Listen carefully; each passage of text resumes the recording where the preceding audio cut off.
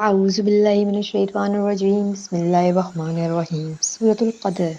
یہ قرآن پاک کی 97 نمبر سورت ہے اور اس میں 5 آیتیں ہیں اور یہ مکی سورت ہے۔ اس کے پہلے ہی لفظ قدر کو اس کا نام قرار دے دیا گیا ہے۔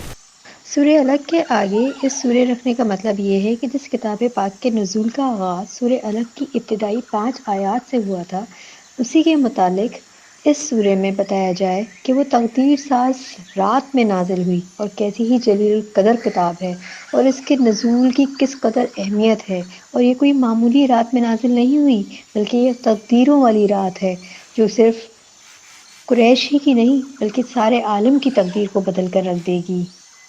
کہا جا رہا ہے کہ یقیناً ہم نے اس یعنی قرآن کو لیلۃ القدر میں نازل کیا، اور آپ صلی اللہ علیہ وسلم کیا سمجھے کہ شب قدر کیا ہے؟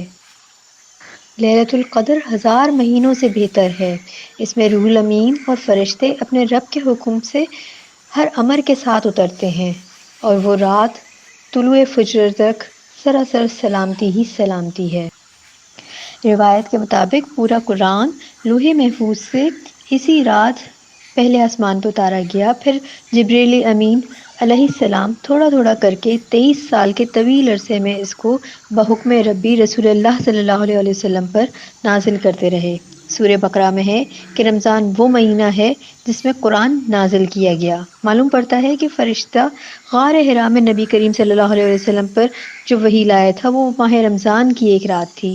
اس رات کو یہاں شب قدر کہا گیا ہے، اور سورہ دخان میں بھی کہا گیا ہے کہ ہم نے اسے ایک بابرکت والی رات میں نازل کیا۔ نبی کریم صلی اللہ علیہ وسلم کے فرمان کے مطابق شب قدر رمضان کے آخری عشرے کی طاق راتوں میں یعنی 21ویں، 23ویں، 25ویں، 27ویں یا 29ویں شب میں سے ایک شب ہوتی ہے، اور اس رات کا عمل خیر 1000 مہینوں کے عمل خیر کے برابر یا افضل ہوتا ہے۔ بخاری و مسلم میں ابو ہریرہ رضی اللہ عنہ سے روایت ہے کہ جو شخص شب قدر میں اجر کی خاطر عبادت کے لیے کھڑا رہا اس کے تمام پچھلے گناہ معاف کر دیے جاتے ہیں۔ اس رات فرشتوں کے اترنے کا مقصد ایمان والوں کے لیے جو رات بھر عبادت میں مشغول ہوں ان کے حق میں دعائے رحمت کرنا، اور دوسرا یہ کہ سال بھر کے فیصلے فرشتوں کے حوالے کر دیے جاتے ہیں تاکہ وہ اپنے اپنے وقت پہ ان کی تعمیل کرتے رہیں۔ فرشتے اور روح الامین یعنی حضرت جبریل علیہ السلام اپنے رب کے حکم سے اترتے ہیں، اور یہ رات شام سے لے کے صبح تک پوری رات خیر ہی خیر ہے، ہر شے ہر فتنے سے پاک۔ وآخر دعوانا ان الحمد للہ رب العالمین۔